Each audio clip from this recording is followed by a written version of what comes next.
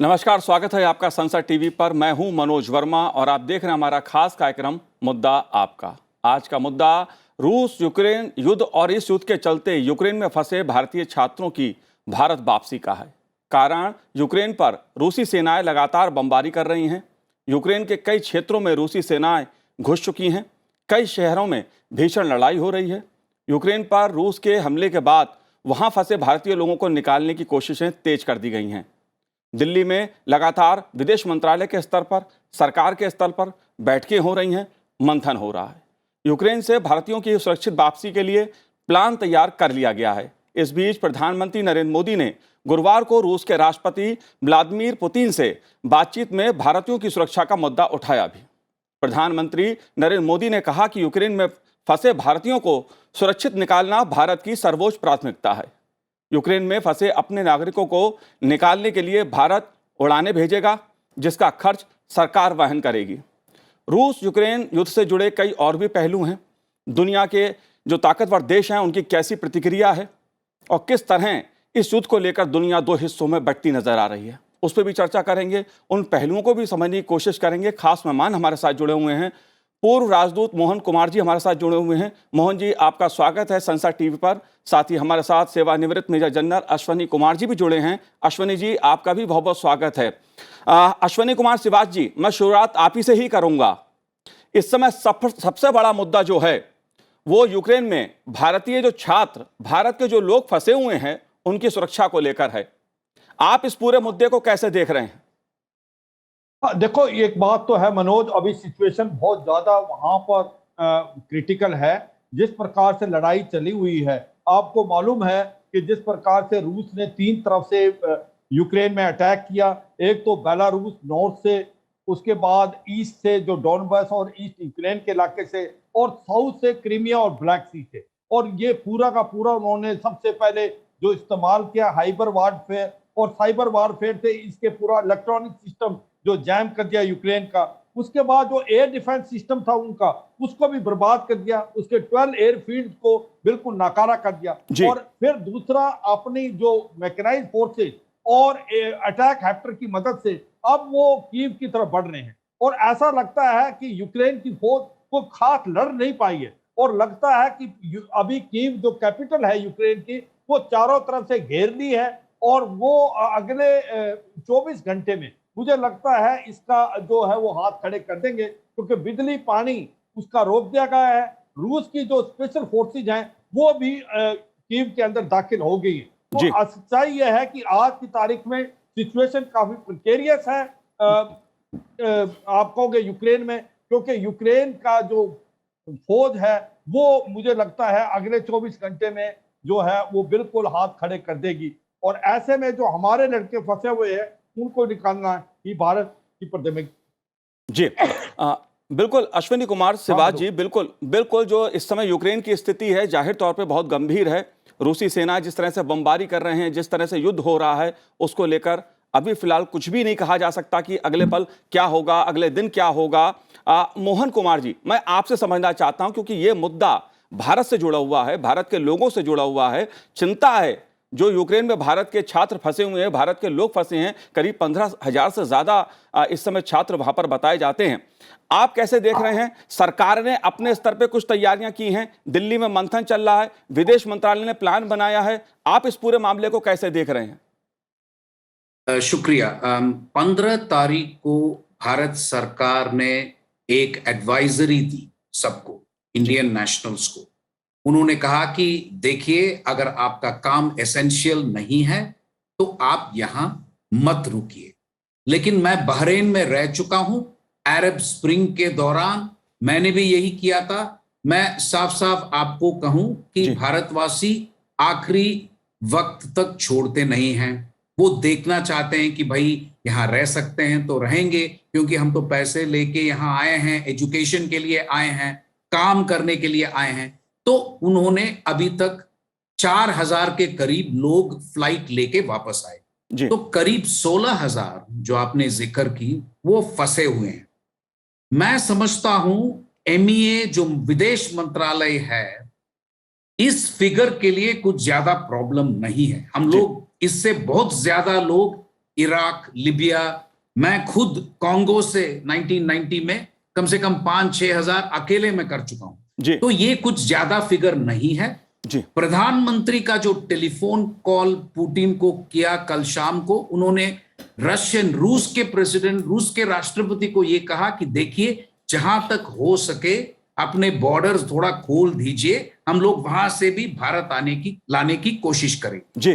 विदेश मंत्री Poland, Slovak, Hungary और रोमानिया के विदेश मंत्रियों से उनकी चर्चा हुई। उनकी चर्चा इस मुद्दे पे हुई क्योंकि बॉर्डर इनका पड़ता है यूक्रेन के साथ। यहां से 5 टीम्स विदेश मंत्रालय से जा चुके हैं, हंगरी, पोलैंड, रोमानिया, स्लोवाक, और हर एक जगह पे एक कंट्रोल रूम बनाया जाएगा। जी। उसके बाद स्टूडेंट्स और बाकी लोगों को कहा जाएगा कि भाई इंडियन एम्बेसी आपको बस देगी, उस बस में आप घुस जाइए और बॉर्डर तक आइए। बॉर्डर में ये कंट्रोल टीम मौजूद होगा, उनको रिसीव करके हम अब बाय रोड मतलब जाएंगे यूक्रेन से पोलैंड, और पोलैंड के बॉर्डर टाउन से उनको पोलिश कैपिटल ले जाएगा।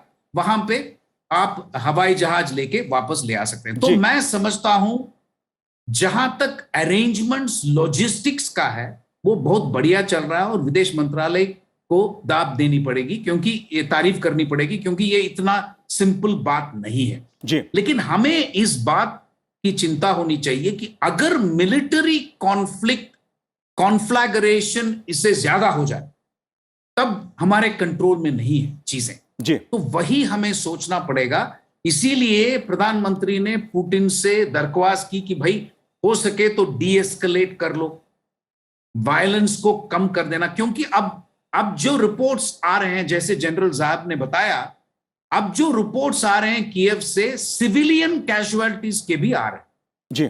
ज्यादा नहीं लेकिन आ रहे हैं। तो ये आपको देखना पड़ेगा। जहां तक अरेंजमेंट्स लॉजिस्टिक्स का है, विदेश मंत्रालय में बहुत बढ़िया एक प्रोटोकॉल बन गया है इवैक्यूएशन के लिए। ये पहली बार नहीं है, हम लोगों ने बहुत बार पहले कर चुके हैं। तो हर एक एम्बेसी के पास एक इमरजेंसी कंटिजेंसी प्लान रखा जाता है, तो वो एम्बेसडर खुद ब खुद बना लेगा, उसमें कोई दिक्कत नहीं है। लेकिन हमें वक्त चाहिए, हमें कोऑपरेशन चाहिए इन देशों का, पोलैंड, रोमानिया, हंगरी, और हमें चाहिए एक बड़ा सवाल यह है कि जिन देशों का नाम आप ले रहे हैं, इस तरह की भी खबर है, हालांकि इन खबरों की पुष्टि नहीं है, कि आसपास के जो कुछ देश हैं उनके साथ भी रूस की तनातनी हो सकती है। इस तरह की खबरें भी आ रही हैं। कुछ उतार चढ़ाव देखने को मिल सकता है इस युद्ध में, यह भी संभावना है। इसको लेकर जो आप सवाल उठा रहे हैं कि परिस्थितियां क्या बनेंगी, हालांकि भारत सरकार, विदेश मंत्रालय लगातार इस बात का चिंतन कर रहा है, मंथन कर रहा है, और पुतिन के साथ खुद प्रधानमंत्री नरेंद्र मोदी जी ने बात की कि कैसे भारतीय छात्रों को, भारत के लोगों को यूक्रेन से सुरक्षित वापस घर लाया जाए। डॉक्टर राजीव नयन जी हमारे साथ जुड़े हुए हैं। डॉक्टर राजीव जी, आपका स्वागत है संसद टीवी पर। मैं आपसे समझना चाहता हूं, क्योंकि स्थितियां विकट हैं, जो स्थितियां सामने इस समय हैं वो पूरी दुनिया देख रही है। यूक्रेन पे भीषण बमबारी, रूसी सेनाएं घुस चुकी हैं, पड़ोसी देश हैं उनके साथ भी खबरें इस प्रकार की अपुष्ट खबरें हैं ये कि रूस की तनातनी शुरू हो चुकी है। कितनी सच्चाई है हम नहीं कह सकते यहां से, लेकिन जो भारत के लोगों को वापस लाने का सवाल है वो बड़ा महत्वपूर्ण है। प्रधानमंत्री नरेंद्र मोदी का राष्ट्रपति पुतिन से बात करना, आप इस पूरे मामले को कैसे देख रहे हैं?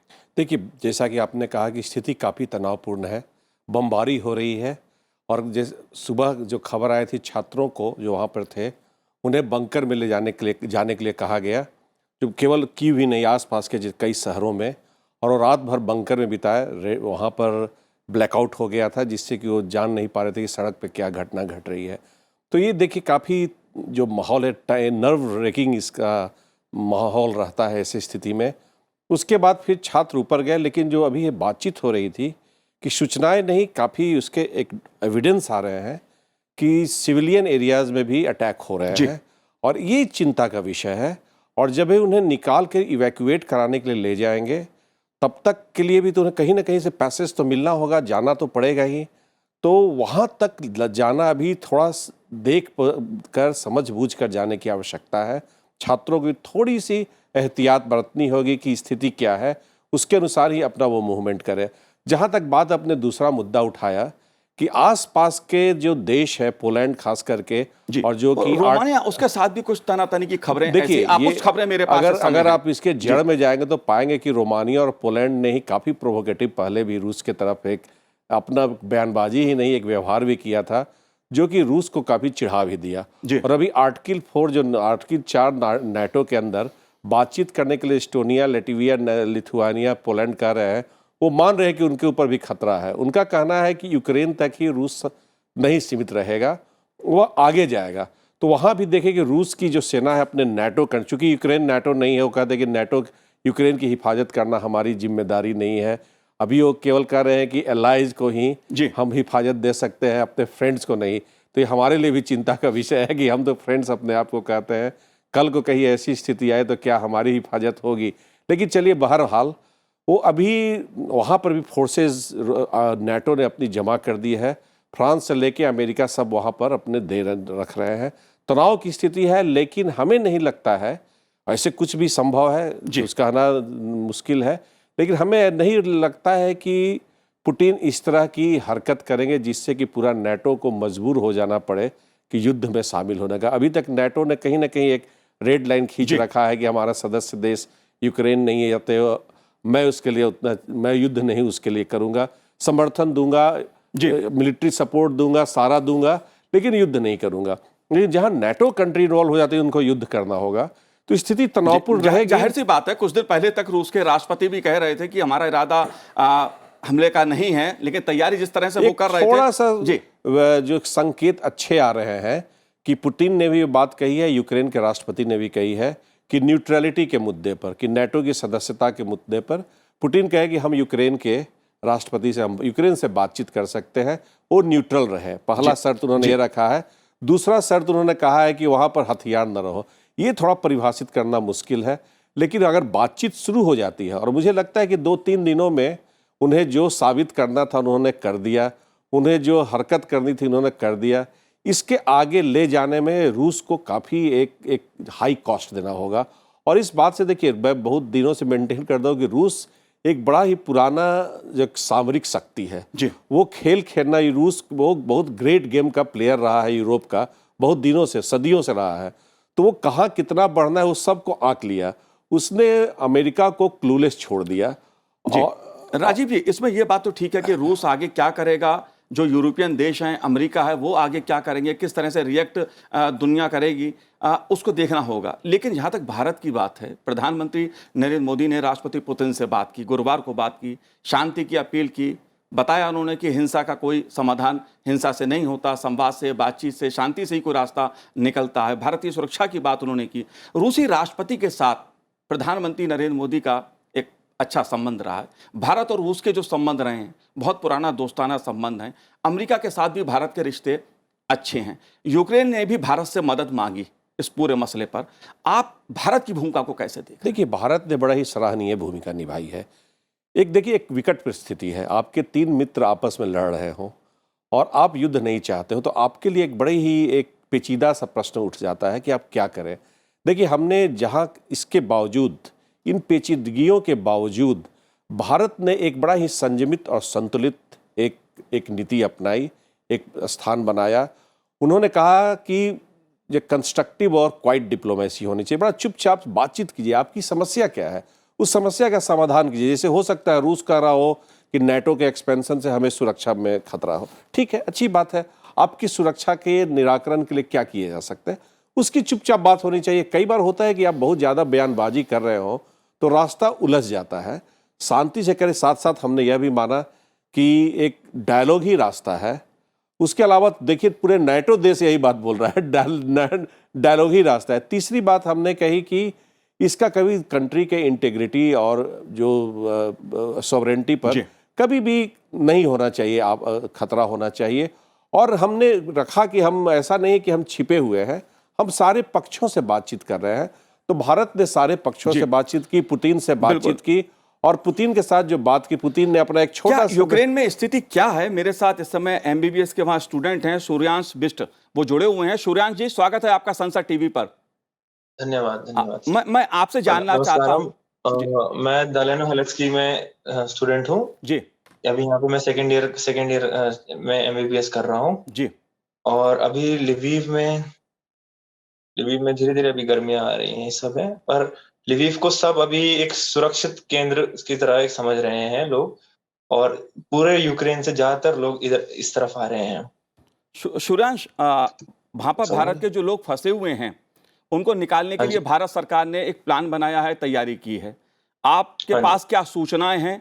स्थितियां क्या हैं? क्या वहाँ भारत का जो दूतावास है, उससे आपने हाँ संपर्क जी। किया, या उसने आपसे संपर्क किया, या दूसरे हाँ छात्रों जी। से संपर्क किया गया हो? क्या स्थितियां हैं? सर, हमें भारतीय दूतावास से काफ़ी सारे नोटिसेस मिले हैं, जी। और बहुत सारे जितने भी बॉर्डरिंग हमारे देश हैं, सबसे हमें कुछ-कुछ जगह हैं जहाँ पे हम आप आन-जान कर सकते हैं, गाड़ियों के साथ और पैदल भी। और भारतीय दूतावास से हमें ये जानकारी भी मिली है कि भारत से प्लेन की सुविधाएँ वो अपनी कोशिश कर रही है कि एयरलिफ्ट करा सकें या फिर प्लेन भेज सकें, यूक्रेन के अलग-अलग क्षेत्रों में, जहाँ जो लोग यूक्रेन के वेस्टर्न बॉर्डर तक नहीं पहुँच सकते हैं। जी। भारत सरकार ने इसको लेकर हेल्पलाइन नंबर भी जारी किए हैं, कोई भी आप सहायता ले सकते हैं, संपर्क कर सकते हैं। विदेश मंत्रालय हाँ जी खासा सर। एक्टिव है। दिल्ली में सरकार के स्तर पे लगातार पूरी स्थिति पर निगाहें रखी जा रही हैं। पूरे जो भी संवाद है दूसरे देशों के साथ, उसको भी लेकर भी मंथन लगातार चल रहा है। अश्वनी कुमार सिवाच जी, मैं आपसे समझना चाहता हूं एक बात। यूक्रेन का कहना कि उसे अकेला छोड़ दिया, अमेरिका और यूरोप के देशों ने उसकी मदद नहीं की, सेना नहीं भेजी अपनी। आप अमेरिका की भूमिका को कैसे देख रहे हैं? देखो, मैं इसमें कोई शक नहीं कि अमेरिका की भूमिका जो है, एक पुअर लीडरशिप का बयाना दिया है जो बाइडेन ने। अफगानिस्तान में भी जिस प्रकार से वो निकले थे, वो कोई अच्छा कोई लीडरशिप नहीं दिखाई थी। यहाँ पर भी एक बात बड़ी समझनी पड़ेगी, ये तो जेलेंस्की को भी पता था, जो प्रेसिडेंट है यूक्रेन के, कि यूक्रेन एक नेटो का हिस्सा नहीं है, तो बूट्स ऑन द ग्राउंड तो होने वाले नहीं थे। ये सच्चाई है। और ज्यादा से ज्यादा उनको मदद मिल सकती थी हथियार में, वेपन में, इक्विपमेंट में और लॉजिस्टिक्स को, जो नेटो की फौज ने दिया है। ये समझना कि मुझे लगता है कि कहीं ना कहीं ये एक थोड़ा सा लग रहा है कि कहीं यूक्रेन को बलि का बकरा तो नहीं बनाएगा। ये भी कहीं ना कहीं शक और सवाल रहता है। मगर ये सच्चाई है कि यूक्रेन के अंदर अमेरिका और नेटो कंट्री, क्योंकि यूक्रेन हिस्सा नहीं है, बूट्स ऑन द ग्राउंड नहीं करेगी। मैं ये कहता हूं कि जो मनोज आप पहला क्वेश्चन पूछ रहे थे कि भारत की अभी सिचुएशन क्या है, कि जो भारत के रिलेशनशिप रूस के साथ भी बहुत अच्छे हैं, क्योंकि 1971 में भी हमारे साथ खड़ा था। 70% हमारा मिलिट्री इक्विपमेंट वहां से आता है, मेंटेनेंस स्पेयर पार्ट्स भी आता है। इसी प्रकार आज अमेरिका के साथ भारत के बहुत ही जो एक प्रकार स्ट्रेटेजिक पार्टनरशिप है, जिस प्रकार से हमारा फाउंडेशन एग्रीमेंट साइन किए हुए हैं 4, लीमियो, कोमकासा और अभी बेका। और इसी प्रकार यूक्रेन के साथ भी भारत के रिलेशनशिप बहुत अच्छे हैं, क्योंकि वहां पर हमारा AN-32 का अपग्रेडेशन हो रहा है। वहां से हमारे को जो गैस टरबाइन इंजन आते हैं शिप के लिए, गैस और ऑयल आता है। तो भारत को एक बड़ा सोचा समझे ढंग से जाना है, किसी की तरफ पक्षपात नहीं, एक बैलेंस व्यू लेना है, क्योंकि भारत के लिए तीनों देश बहुत ज्यादा इंपॉर्टेंट है। मुझे लगता है ये एक डिप्लोमेसी की टेस्ट है, और भारत जिस प्रकार से आया है, वो एक बड़ा अच्छा नमूना दिया है कि भारत ने सबसे इंपॉर्टेंट तो ये बताया कि मध्यस्थता भारत नहीं करना चाहता, क्योंकि भारत मध्यस्थता के अगेंस्ट है। क्योंकि भारत, अगर आप देखें अपनी जो कश्मीर पॉलिसी है, उसके अंदर भी भारत ने बोला है कि दूसरा कोई कंट्री मध्यस्थता नहीं करे। भारत और पाकिस्तान के जो रिलेशनशिप है वो बायलैटरल है। इसीलिए अगर हम मध्यस्थता के अंदर बढ़ते हैं तो हमारी कश्मीर पॉलिसी को इंपैक्ट होगा। इसलिए भारत ने एक बहुत ही बैलेंस, बिल्कुल अश्वनी जी, बिल्कुल भारत की अब तक जो भूमिका रही है बहुत सधी हुई रही है भूमिका। रूस के साथ भी अच्छे संबंध हैं, अमेरिका के साथ भी भारत के अच्छे संबंध हैं, और वैश्विक स्तर पे भारत ने हमेशा वैश्विक शांति पे ही जोर दिया है।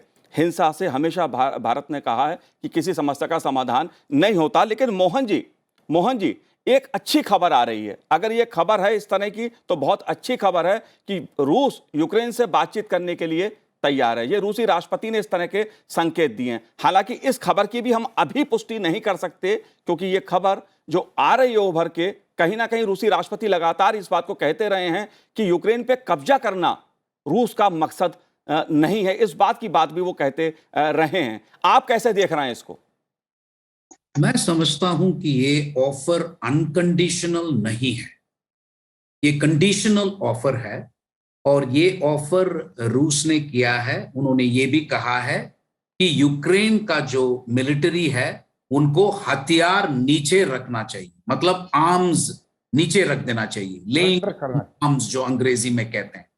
अगर ये एक कंडीशन बन गया बातचीत के लिए जी तो यूक्रेन मानेगा नहीं, उनके जो मिलिट्री है वो मानेंगे नहीं।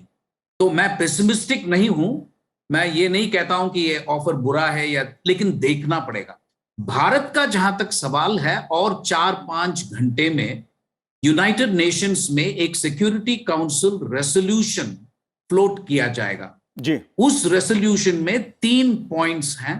एक, वो कहेंगे कि रशियन एक्शंस को निंदा करेंगे, कंडेम करेंगे। सेकंड पॉइंट जो है वो कहेंगे कि sovereignty, territorial integrity of Ukraine को हम रीअफर्म करते हैं। जी और तीसरा, वो रूस को कहेंगे इमीडिएट विथड्रॉवल ऑफ फोर्सेस। देखिए, फोर्सेस अब कीव तक पहुंच गए हैं। जी जहां तक फोर्सेस डोनबास के रीजन में ही रहें तो वो एक और सिचुएशन थी, क्योंकि ये 2 ब्रेकअवे रिपब्लिक्स हैं, तो हम बातचीत कर सकते थे। मैं फ्रैंकली कल तक सोचता था कि अगर रूस डोनबास रीजन में कुछ किया तब भी वो वेस्ट कहेगा ठीक है, वो उन्होंने पहले से ही वो जी। रीजन्स लेके रखा है तो कुछ कर सकते हैं। लेकिन जब आपका जो आर्म फोर्सेस कीव तक पहुंच गया और आप कह रहे हैं कि भाई मैं बातचीत करूंगा लेकिन आपके मिलिट्री को पहले हथियार नीचे रख दो, जी तो ये फिर मामला गंभीर है। जी तो मैं देखना चाहूंगा जी, जाहिर सी कि बात। ऑफर जी किस माहौल में किया है, जी। क्या कंडीशंस हैं। जी और देखिए, सैंक्शंस दिन ब दिन बढ़ते जा रहे हैं। जी रूस बैंक्स पे सैंक्शंस हैं, रूस के प्रेसिडेंट और लोगों, पॉलिटिशियंस पे सैंक्शंस है। जी। रूस का जो सॉवरेन डेट है कहा जाता है उसको वो बेच नहीं सकते। रशियन बैंक्स बाहर यूरोप में काम नहीं कर सकते। एरोफ्लोट जो रशियन का एयरलाइन है उसको बैन कर दिया यूरोप ने। तो ये सब माहौल जो है ना वो जी, मोहन बहुत जी। गंभीर है। जी मैं समझता हूं कि एक तरह से, मैं जी, दोबारा मोहन जी। पेसिमिस्टिक नहीं होना चाहता, जी, बिल्कुल मोहन लेकिन जी। एक तरह से एक पॉइंट ऑफ नो रिटर्न हो गया जब जाहिर तौर डोनबास पे रीजन जाहिर तौर पे छोड़ मोहन जी, इसके तमाम पहलू हैं, क्योंकि जब यूक्रेन और रूस के बीच युद्ध हो रहा है, दुनिया के 30 देश, अगर मैं नेटो देशों की बात करूं, यूरोपियन कंट्री की बात करूं, वो लगभग एक तरफ दिखाई दे रहा है। लेकिन रूस के साथ चीन का समर्थन, ये भी एक बड़ा मुद्दा है। इसीलिए मैं बार बार कह रहा हूं कि आगे अगले पल, अगले दिन, अगले कुछ घंटों में क्या होगा अभी नहीं कहा जा सकता। सूर्यांश, मैं आखिरी बात आपसे जानना चाहूंगा, जो वहां पर भारत के छात्र हैं, भारत के लोग हैं, वो क्या इस समय क्या स्थिति है उनकी, क्या सोच रहे हैं? हाँ जी सर, हम में से काफी बच्चे पहले ही चले गए थे जब हमें लग रहा था कि रूस और यूक्रेन के जो आपसी रिलेशन है वो ठीक नहीं है, तो वो बच्चे सही समय रहते ही चले गए थे। उस टाइम पर दिक्कत ये थी, उस समय कॉलेजेस ने डिक्लेयर नहीं किया था कि क्लासेस पूरी तरीके से ऑनलाइन होंगी कि नहीं अगले सेमेस्टर तक। जी, मैं तो एक बात सूरज, मैं आपसे एक बात और अभी जानना हम में से चाहता हूं। काफी बच्चे फिर भी चले गए थे। अभी लगभग हम में से 40% से 30% बच्चे जी, बचे हुए मैं होंगे एक अभी बात भी और समझना आपसे हमारे चाहता साथ हूं। हैं। मैं एक और बात हम में आपसे से और समझना चाहता हूं, आपसे जानना चाहता हूं मैं। भारत सरकार, विदेश मंत्रालय बहुत पहले से इस बात को कह रहा था कि आप लोग निकल आइए। क्यों, क्या हाँ जी। दिक्कत क्या थी, क्या समस्याएं थी आप लोगों के सामने?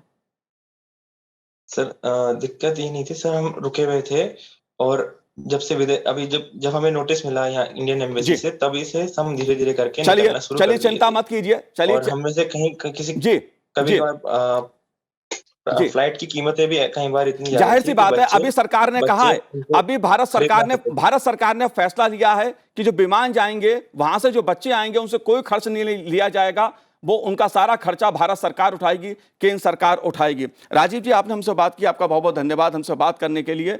अश्वनी जी और मोहन जी, आपका भी बहुत बहुत शुक्रिया संसद टीवी से बात करने के लिए। तो आज हमारे इस कार्यक्रम में इतना ही। मुझे दीजिए आज्ञा, नमस्कार।